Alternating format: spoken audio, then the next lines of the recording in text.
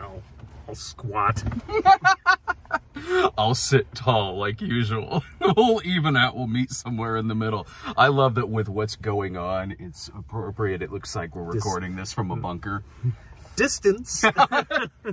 We're already breaking like the, what is it supposed to be? Like 6 feet? I guess that would be really funny if I was just in the back seat. We may have to reevaluate this. We might have to do this at one of our places. Yeah. So we're on a couch, and it's going to be like Citizen Kane, where as this continues, the couch gets longer. We eventually, and the distance between us. We eventually just start doing it on Skype. Just screen by screen. I guess I could finally try to figure that out. I'm turning into Howard Hughes over this, so I wouldn't mind. We were talking about this beforehand, where it's like, it's just a regular day for like Howie Mandel or somebody, or if, you know, if Hughes was still with us. So this is, the perfect opportunity to do the Patreon midnight screening requested reviews, because I got a few of those to get to, and it's the perfect, since we've got a lot of time, it's also a good opportunity to request to us, you know, stuff like Outbreak or Contagion or the Andromeda Strain. You can request that of him. They are the trending movies on Twitter right now. I am pandemicing enough right now. Yeah. So this was a good choice. Well, when I wrote to you the other day and said, do you want to do one of the Patreons with me, which was for The Living Daylights, I knew you'd jump on that. Yeah, I was like, hell yeah. With Dalton. Yeah. I need something to distract me at the moment. This was a really good... There's nothing like 1980s Bond films to do that for me. Yeah. So special thanks to Jackson McGrory, who... yeah, thank you. Yeah, thanks a bunch. I was like, when I got this message on there that Jackson McGrory had recommended that we review The Living Daylights, I was giddy, because I'm a Bond freak anyway, and I love Timothy Dalton, and I love The Living Daylights, so I'm like, thank you for this request. I love James Bond. It's a weird coincidence. Timothy Dalton's my favorite Bond, actually. I love Timothy Dalton. But he's the only, until Daniel, like, I kind of don't want to count Daniel Craig, because I feel like he's in a different...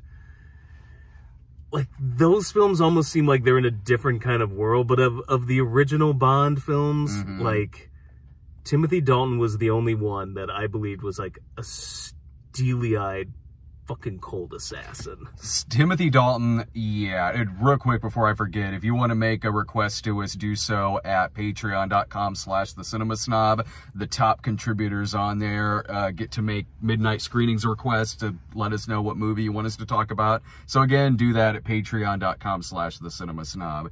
This one, what I love about Dalton, and yeah, you hit it on the head, is that, and plus with it being such a breath of fresh air in that direction after A View to a Kill, which was 2 years before this. It's weird to think that this I know. This was 2 years after A View to a Kill. A View to a Kill to me feels like it was made in the late 70s.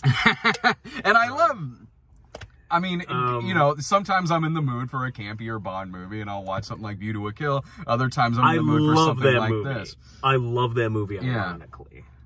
Oh, yeah, like, totally. What Dalton did so well was to certainly combine the suaveness of James Bond, which he has, and Timothy Dalton. He's suave, but he's suave in that Ted Bundy suave kind of way. And he has that charm like he also does in like The Rocketeer, where he feels like a golden age of Hollywood actor. What was that line in More Indians in the Bushes, Eddie? Yeah. Like, he's got the Errol Flynn thing going on in The Rocketeer. Here, kind of this Clark Gable-ish sort of swagger to him in this. But again, so he has that in terms of the charisma that you need for James Bond, the swagger, the how he is in the more romantic scenes, certainly. But what he also brings to it is what you just said, which is he has that look in his eyes that this guy's killed people before, that's his job. I find it ironic that we say that. And because this one I haven't seen in a while, because this one isn't my favorite. My favorite is License to Kill. Yeah. Which I think is hands down better than this movie. Yeah. Which is not to say this movie's bad. I love this movie. But it's funny we say that, because the first thing he does is like, take the shot, James. He's like, oh, or she's hot. There's got to be a story behind this. And there's got to be a reason she's doing this. So, yeah, I'll come up with a handy excuse later. So we say that, but he does show mercy in this film, but there are moments where there's like this great, it's a beautifully set up shot. Yeah. His partner has just been killed, and she's like, did you get the message from him? And he like turns to the camera and those beady little eyes just like, oh, I got the message indeed. Like something like that. And I'm like, you could just tell when you look at his face, he's gonna fucking kill somebody. Even like he has a way about him where it's like Connery to his credit had that. No, he absolutely he would get those ones, but Connery was more like, Connery was definitely leaning more suave versus Stone Cold Killer, whereas Dalton leans more Stone Cold Killer first, then suave. And he can switch to it like that. Like right before he takes the shot at Miriam Diabo, and he's wearing that tuxedo because they've just come from that concert, and then just in like a second flips that tuxedo over to be in just this cold black suit, and he's got that sniper rifle, and he just has a way where it's like, this guy's done this like 100 times. Dad has to go to work. Yeah. This one, I mean, I'll compare it more to License to Kill in a little bit. Well, what I'll say about this one is that this is in my top 10 of the Bond movies, and so is License to Kill, but I think for different reasons. This one is for a lot of sentimental value. This was the first, I grew up a diehard James Bond fan, and this one was the first one I went to go see in the theater.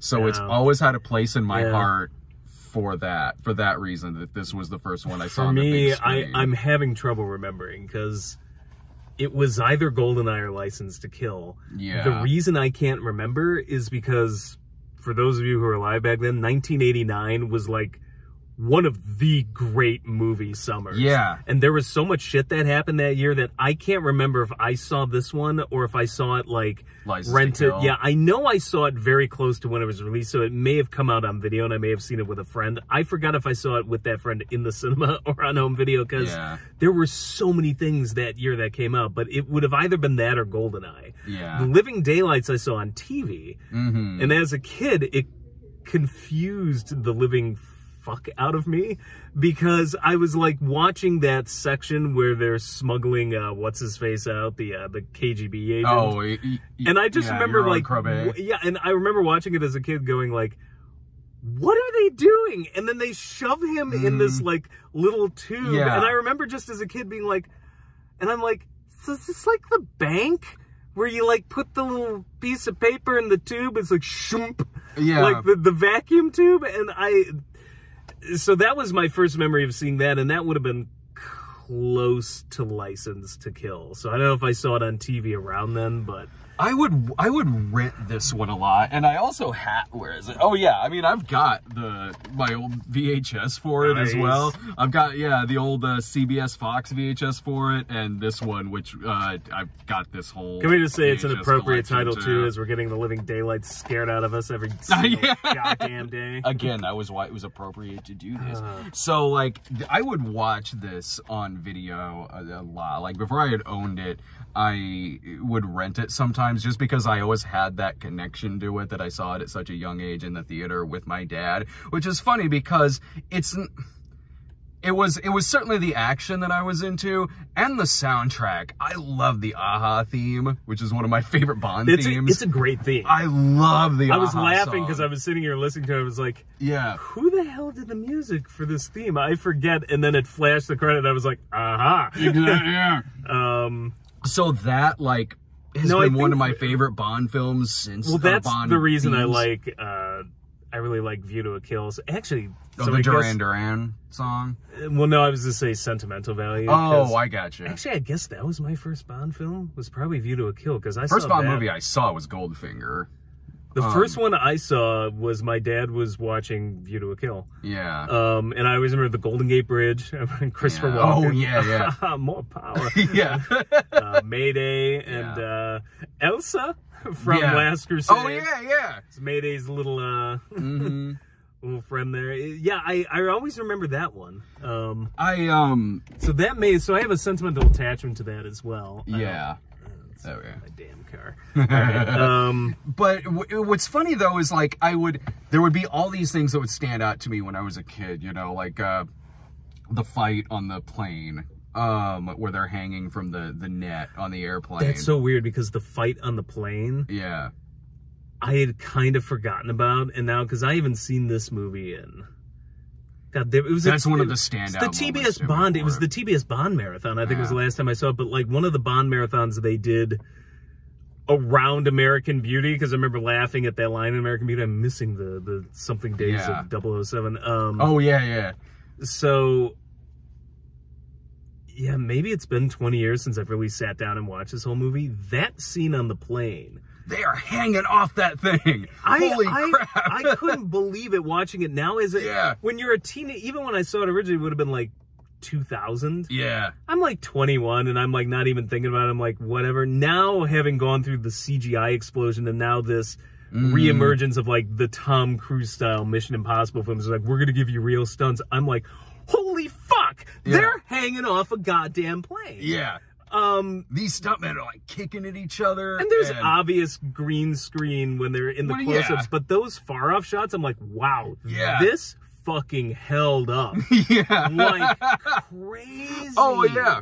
Yeah, it's a total Mission Impossible moment in the film. Like, I couldn't believe it. I was like, I forgot they really did this. Even the green screening doesn't look bad.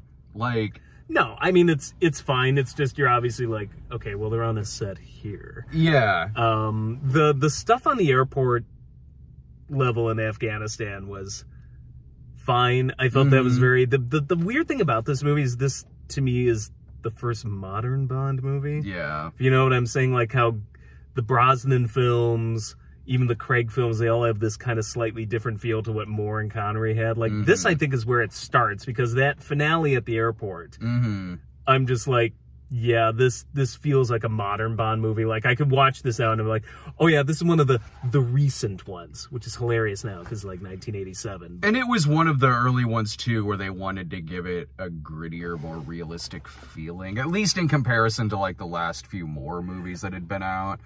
But there would be with that sequence on the plane and everything, there would be a lot of things like that would hold my attention at a young age. Like the dude throwing the milk bombs, the scene where they're sledding down in the cello case and things like that. The car chase in the barn on the ice, which was really important because being that young watching this, I can tell you did not know what this movie was about. And it's a really intricate plot. So it's intricate and stupid all at the same... It's actually a really stupid plot when you get down to it. I was kind of, as a 40-year-old now, I was just kind of mesmerized. I'm like, wow, how some things in this film did hold up and other random things. I'm like, oh, this is actually kind of dumb. I didn't realize that when I was watching it when I was like 21. Like, it's not an approachable plot. Like, that's a big difference between this and License to Kill. Whereas this... That's a straight up fucking revenge movie. One of the best revenge movies. Yeah, it's James Bond in a revenge movie. And it's really cool. Like, you can describe it quickly when you're talking to somebody. And because of that, like, when I saw License to Kill when I was a kid... Oh yeah, I knew what was going on. It's a pretty straightforward plot. This, it does a great job of keeping your attention even if you don't know what's going on. No, in this all movie, the action pieces are great. How would you? Well, we were joking as they're riding down on the cello, and then the house. We were like, follow that house, and I was like, these KGB agents have got to, or the Czech police or whatever, they've got to be thinking like, how much vodka was I drinking? What am I looking at right now? Like, how would you quickly describe this movie? Because you can quickly describe License to Kill. This one, like, okay, well, there's a numerous a defector. Two superpowers are nearly undone by the Three Stooges. Yeah. That's the weird thing about this movie is the villains are so goofy. I love them, though. It's almost like they dropped out of Superman 3. Like, with a little bit, because this, it was also planting the seeds of Charles Nichols too. And when Yorgi shows up in a doctor's outfit, doctor's outfit, I was just like, when they're checking out the papers, I want that guy to be like, "Didn't you kill Richard Kimball's wife?" Yeah. So you have your own Crabbe. Smarter. You have him as this goofy Shemp Howard type, kind of, in the film. He's the Shemp. Joe Don Baker is clearly Curly Joe. Like, he's not even Curly. He is Curly Joe. Yeah. The lesser of the Stooges. As this war fetishizing military madman. I love him in this. If you made this nowadays, he would be the same character, but he would be in his 20s and playing Call of Duty all day. That's, I think, what they were implying this guy is. You actually really hit something when we were watching it. You hit on something really good, which was that... Did I? Yeah. Must have been an off day, folks. No. When, you were describing how Bond is written very much grittier in this and a bit more realistic. But the rest of the film is like a Roger Moore movie. The character, Brad Whitaker, who Joe Don Baker plays, is this close to a villain like Scaramanga from Man with the Golden Gun. Like, he could be in a Roger Moore one. That was the weird thing watching this again, was how they grittied Bond himself up. The girl is fine. The Bond girl is fine. She may even be a little better than some of the, like, she's got the usual, "Oh, James!" But... Carrie Lowell I liked better in License to Kill. Yeah, I do too. But there is something about the villains where I'm just like, these villains in this plot is a Roger Moore movie, but they were definitely keen on, like, now I gotta make this darker, grittier. And so when I was watching again for the first time in years, I thought it really was gonna be, and I'm like, well, he is. But this plot is fucking bananas. What I like about that, though, is that... And I don't hate the movie for that. No, neither do I. I do too. But I definitely think this is why License to Kill is my favorite of the series. License to Kill is a tighter movie. Yeah. License to Kill is... And darker the whole way through. Yeah, certainly. It's more tonally consistent. There's a couple, like, goofy things in there. They're like, oh, haha, Bond goofiness, but... It's not goofy like this movie's goofy with its villains. Like, James, I love you. Thank you. You saved me, James. Yeah. James Bond. Like, James Bond. What I love about Joe Don Baker in this movie is, like, he's got these statues around of former dictator Hitler, Napoleon, Alexander the Great, and they're all made up to look like Joe Don Baker. And that's a good villain thing, hands right there. down, like, the scariest thing you will ever, like. Yeah, that is one of the levels of hell I think Dante described. And lo, there will be a hallway with nothing but Joe Don Bakers as the great villains of the world. What I love that is put up against Timothy Dalton, because Timothy Dalton is so cold and menacing in this, and that it takes him no time at all to kill this guy. It really doesn't. Like, because he gets a couple cheap shots in, but that's really about it. I love that, where it's like, he doesn't have any time for this fucking guy. Like, because they only come face to face at the end of the movie. Let's be honest. Like, my favorite was the ridiculous military uniform he creates for himself, where it's like a star with a hand and a sword coming up. I'm like, what insignia is that? Like, he made his own uniform. They talk about his backstory, and I'm like, was this the first appearance of Syndrome in a movie? Because that's what it feels like, this wannabe character. Well, you said you wanted him to turn out to be like he had a twin brother, and it was Jack Wade. Yeah, and GoldenEye, I wanted him to show up, and it's like, yeah, I had a twin brother. We both went to West Point, but he failed out. That would have been amazing, because GoldenEye was written as a Dalton movie, and like you can tell. Like, so let's talk about this for 1 second, because I love GoldenEye too. Yeah, same here.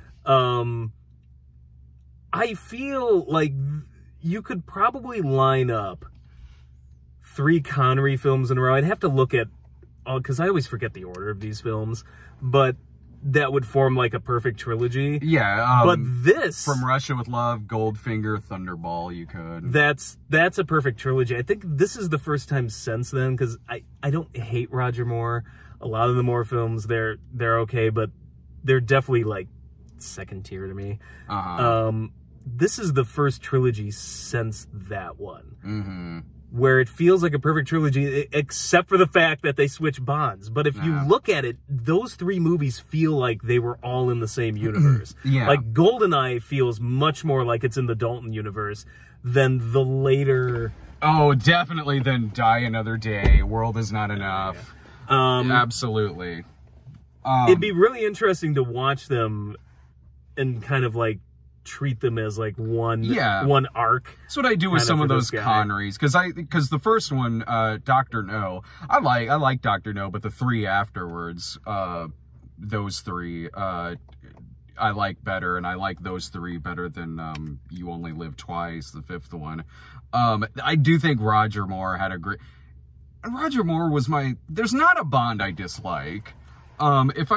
I don't hate him, he's just not my favorite. He's not my favorite. It's like when I talk about Miyazaki movies. It's not a Miyazaki movie I hate. This is those that are my favorite and not my favorite. He's not my favorite, but he works for those movies, for that kind of campy attitude that those movies have. And the earlier ones of his, I thought were the 3 we were talking about earlier. Live and Let Die, Man with the Golden Gun, Spy Who Loved Me. I thought was a great, like, little 3 in a row right there. Yeah. Not as good as the other 2, but no. The Connery ones, the Brosnan one we just. Well, I do love Man with a Golden Gun. No, that movie's good. I'm just saying those 3 all together, I don't think are as solid as the other 2 sets. But they're more solid than one of the 3 after. It was Moonraker. How dare. Moonraker's entertaining. It is entertaining. Yeah, Moonraker, it's like... Moonraker's both... That Moonraker and, like, View to a Kill. And that weird... Octopussy with that bomb and, like, the clown They're train all in that nefarious zone of, like, these are both the worst and best simultaneously. I know, because I go back and watch It's like Rocky 4. I'm like, best Rocky movie, worst Rocky movie, or both? Yeah. yeah, that's what it was. And then they tried, like, grounding the more movies on... in the later years a little bit with For Your Eyes Only, but it was at that point it was like, no man, go back to space. Well, and I mean, Moore was the reason I think that Dalton decided to just drop out when they finally got around to GoldenEye, because he's like, I don't want to Roger Moore this. I'm gonna look ridiculous at some point. There was also also the one where Connery came back briefly. Well, there was he came back for Diamonds Are Forever, and then later with Never Say Never Again. I wish Dalton would have a Never Say Never Again, like 20, 30 years later or something like that. The trilogy could finally be complete. I love Dalton. Yeah. Trying to. And he's great in this movie. Like, oh god. I think that the most unrealistic thing about Joe Don Baker in this movie is everything. Especially this. Joe Don Baker in this movie. Joe Don Baker looks like a Joe Don. He doesn't look like a Brad. He looks to me like Cartman dressing up as General Robert E. Lee or something, where you're just some fat kid that like is put on a uniform, and I couldn't take him seriously for 5 seconds even. The second I saw him, I'm just like, no. I love his reveal though when he's standing next to I love it too, and it's a fantastic performance if you appreciate it ironically. It's a performance that I have a hard time going like, oh yes, I take this guy seriously as a villain. You know who he kind of is? What's his name? Kikassia, the dictator, Kevin Baugh. Oh, Kevin Baugh. I forgot his name. The guy who, if you mention, like, when we were setting up shots, I'm like, yeah, and I figure I'll do, like, a large pan across, like, capture the desolation. Oh, he was pissed at me. Desolation? There's nothing desolate here. This is in the wasteland. This is my home. How dare you? I was like, okay. Would you be as surprised? And I'm just like, we are 50 miles from the closest city. I'm terrified right now. I would have loved it if there was a room that was mannequins in there, like Alexander the Great and Napoleon. Like his face. I feel like his character in that movie is kind of Brad Whitaker from this film. Oh, that shoot. God. It's like the Dark Ages now. Back before we had to worry about the Dark Ages actually hitting. Oh, yeah. Now everything outside just looks like the... Now it just looks like the Dark Ages. Yeah. Oh, yeah, because it's like... Or it's the like Omega rainy. Man. Yeah. We were talking about this earlier where we go like, I love that it's like really cloudy and rainy here to just add to We had that one sunny day a couple days ago, and I'm like, oh, it's fine. Yeah. But yeah, the past 2 days, it's been like, ugh.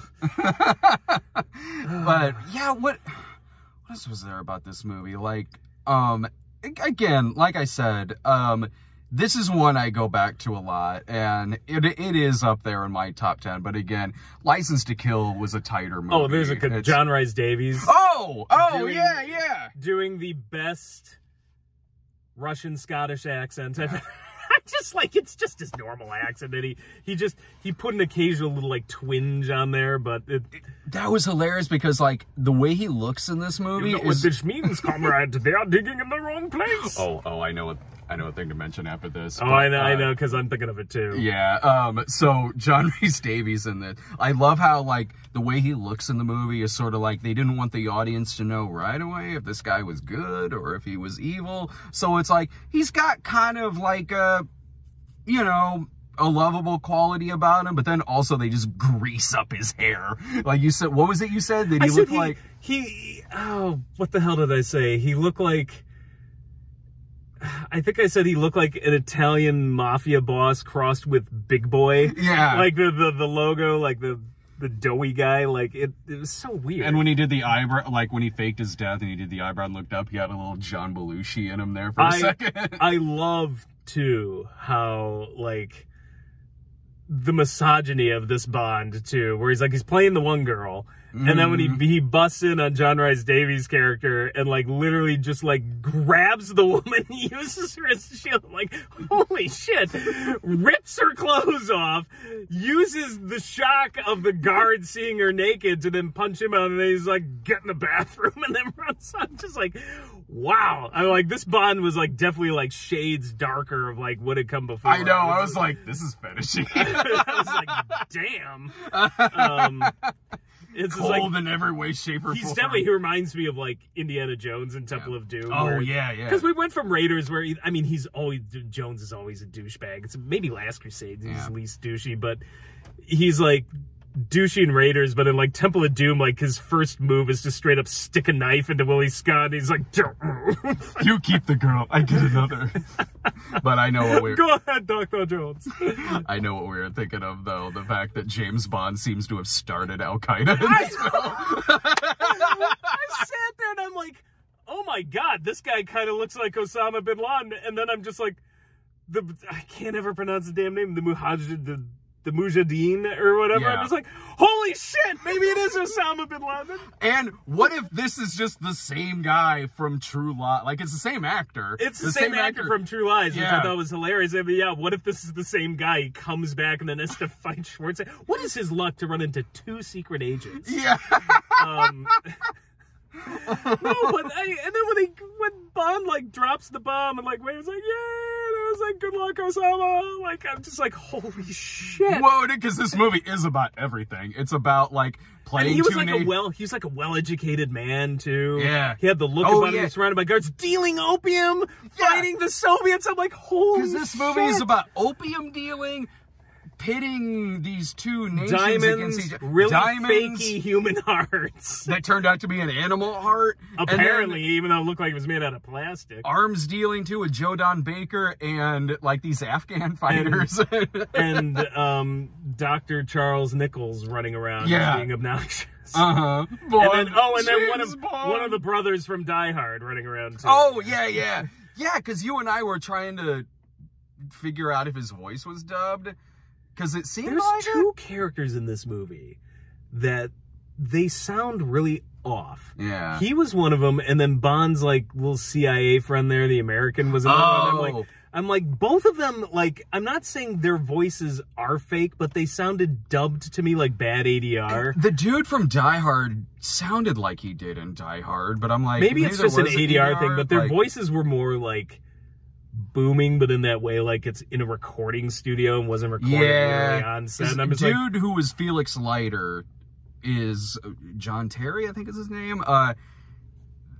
He was Jack's dad on Lost, and So I could tell it was the same actor, but again, you're right. It sounded like that there was some ADRing kind of going. And even with some of James Bond's one-liners were definitely ADR'd in this. Yeah.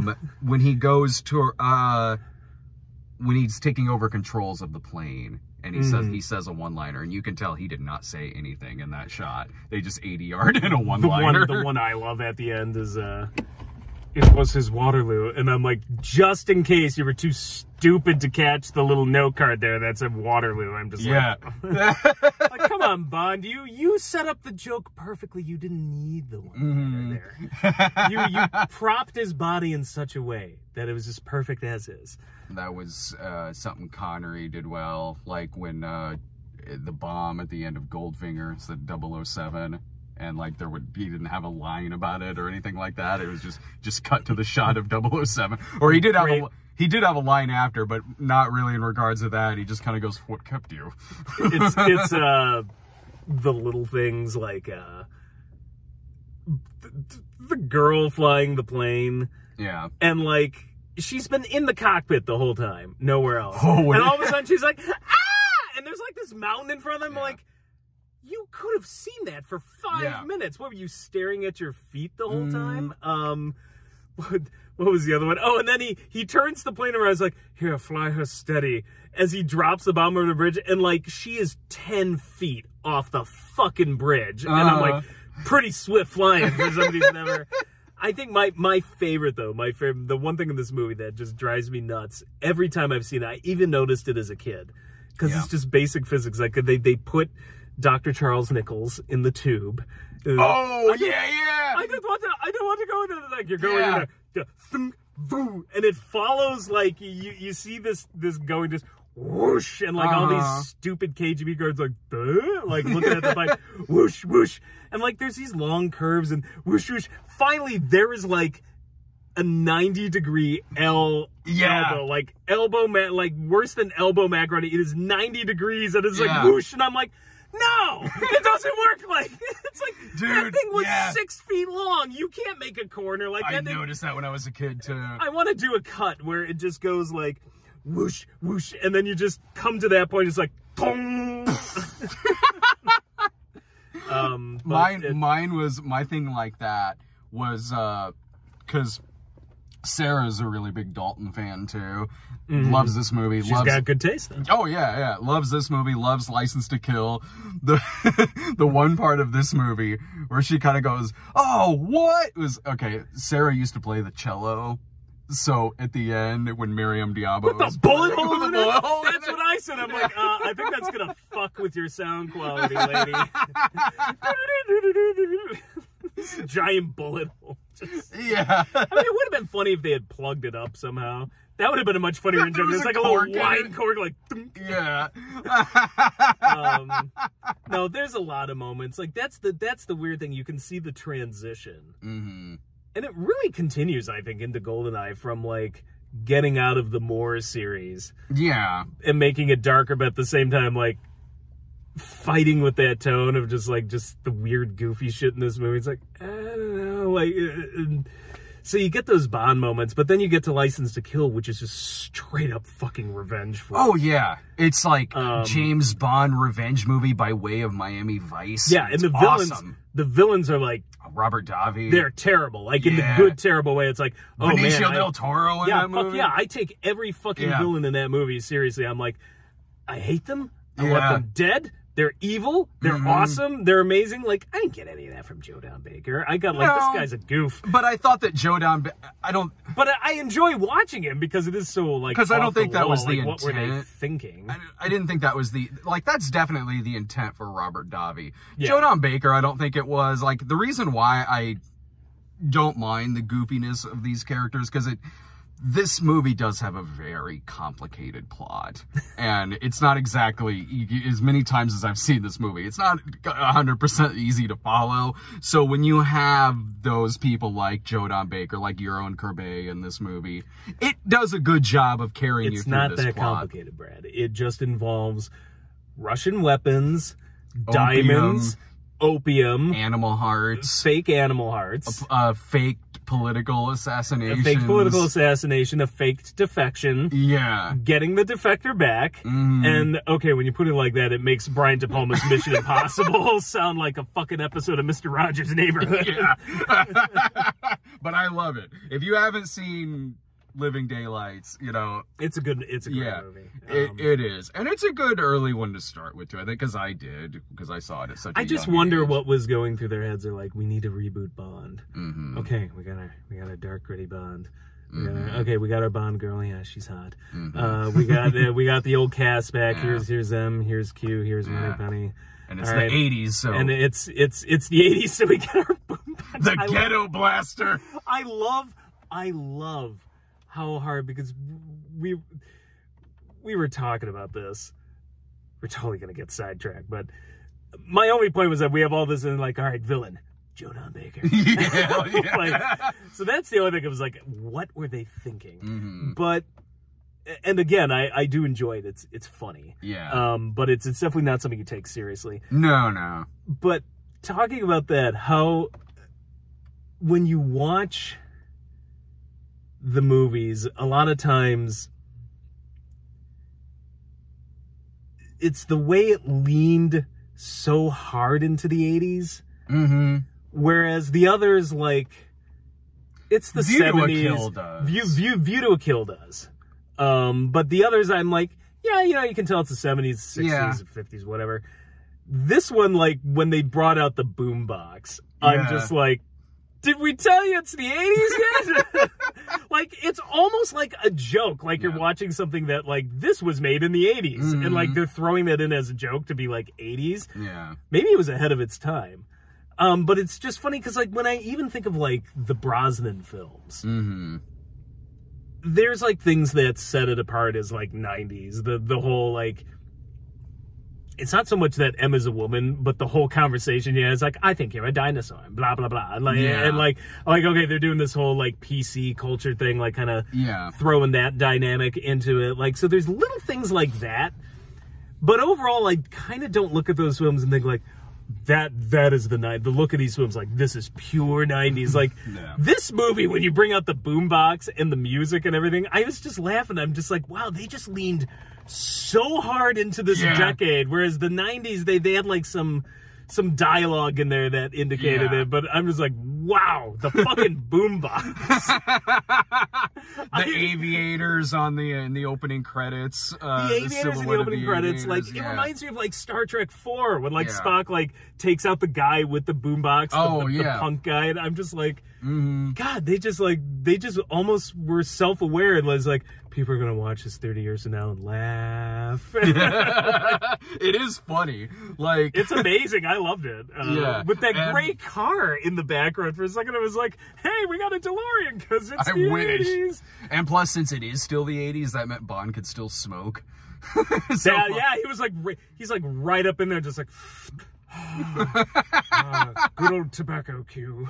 Don't touch that. Those are my cigarettes. Because he also smoked in License to Kill, didn't he? Wasn't he smoking at the poker table? I would be amazed if he didn't. Yeah, I'm trying to think if he did in GoldenEye or not. Like, the Ghostbusters smoked like chimneys in '84. Oh, yeah. I think that didn't stop till '89. That was Ghostbusters 2. Yeah. I remember Pierce Brosnan having a cigar, like in, I think it was Die Another Day. But I want to say he might have had one, like when he was with M in a scene. I can't remember. I'll have to go back and watch GoldenEye again. Request it. Yeah, I love GoldenEye. That's one of my favorite Bond films. Well, right next to License to Kill. I really should. Great double feature, too. You should watch them back to back. Yeah, oh, they are a fantastic double feature. I actually watched Living Daylights, too. Make it a trilogy. Oh, yeah. Yeah, recommend us some more James Bond movies. I love talking Bond. Speaking of that car, briefly, that was the only other thing that was like, Sarah has her moments where it's like, come on with the cello. Mine was with that damn car where it's just like, really? This isn't conspicuous?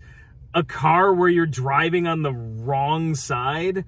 Like, in the middle of this poor Soviet bloc country? Like, they're supposed to be in Czechoslovakia. It's like this fucking rich-ass car. Yeah. Like, this British car, and he's driving on the wrong side. You got all these little, like, fucking Yugos. Yeah. It's like Czechoslovakia, and I'm just like... not gonna stick out at all. And like the police are like waving at them. It's like the police aren't even looking at us. Like, why are you on the wrong side? Like we were joking. It's like, this is why I said no British imports. My part of that scene for me with that sequence was like, where I'm like, yeah, I don't know. Like it's funny, but I'm like, I don't know. Is when like the barn latches itself onto the car, and so you see this driving. Like that's one part where it's like, oh yeah, this was only a couple of years after View to a Kill that opened with that igloo submarine. I actually like the barn driving. Oh, don't get me wrong, I like it, but it's definitely like, that's what we're talking about. How like the tone is very. We're not at License to Kill yet. Yeah, and nor are we even at GoldenEye. There's some goofy things like the horse on the tank. Oh yeah. But overall, GoldenEye I think takes itself mostly seriously. Outside of, and of course the Bond girl Xenia on a top, and you know that kind of shit. But and it has comic relief certainly, like absolutely. Alan Cumming and Boris and JDB. Oh yeah, Yo Jimbo, Jimbo, hey Jimbo, me and my boys are on our way, Jimbo.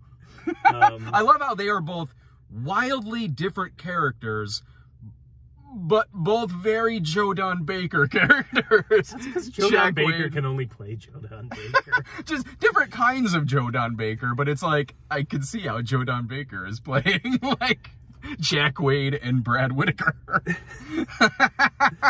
Maybe that's the problem. I kept thinking he was just Jack Wade in a funny outfit, trying to play bad guy. But he is fascinating to watch because this is like he always is. He's Syndrome. I think that's the best way to put it. He's like Syndrome from The Incredibles. He's always a fun actor. Yeah. Walking Tall holds up. That's a really damn good revenge movie. I honestly think his best work is still Mitchell. I don't mind Mitchell. Like, especially when you watch the uncut version of Mitchell that has like this dune buggy chase in it, and he like crushes a guy's head with it's a car. Ironically good. Yeah. Like, I kind of like Mitchell. He's just such an unlikely guy. Yeah. But he is Joe Don Baker. He's great at being Joe Don Baker. He is. There's only one JDB. Yeah. Watch Walking Tall sometime. That's a good one. But all right. Well, any final thoughts about Living Daylights? It's still a good movie. As we go back to the bunker. One of the better Bond films. Yeah. Still like License to Kill better. Yeah. But it's definitely a lot of fun. It is. It's still fun to this day. Like, and it'll always have the cellist is cute. Yeah, Miriam Dabo. And her hilarious like, yes, no, yes, no, yes. There's a scene where I thought she was gonna like totally do. No, I must. Yes, maybe. And then the only Bond film too, I think, where somebody's killed by a sliding glass door. Yeah. Like the kind you would get at a fucking supermarket. I just wanted Timothy Dalton to be there. It's like, I won't tell anybody how you died. That was one thing I liked about that villain who did it, the dude from Die Hard, where it's like he had his own theme music. The Pretenders song, Where's Everybody Gone? Like that was like he was listening to it on his headphones like a few different times during the movie. I guess it's the only song he has on his I like the running joke too this movie has, where it always puts him in these non-threatening, goofy positions like, the milkman. I'm the milkman, I'm the balloon guy. yeah. But he looks like, because this was during that period where like even if Dolph Lundgren wasn't in your action movie, there was spiritually a Dolph Lundgren type in there. Hell, he's in briefly View to a Kill. That's true. Yeah, he's like one of the. Had a lot of people in it. Huh? View to a Kill had a lot of people in it.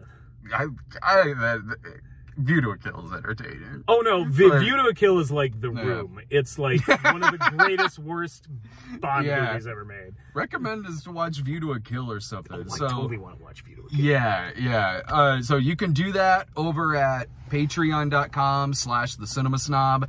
The top contributors on there get to make requests for different stuff to watch. We have a few different ones coming up, which we got all the time in the world now to catch up on requested reviews.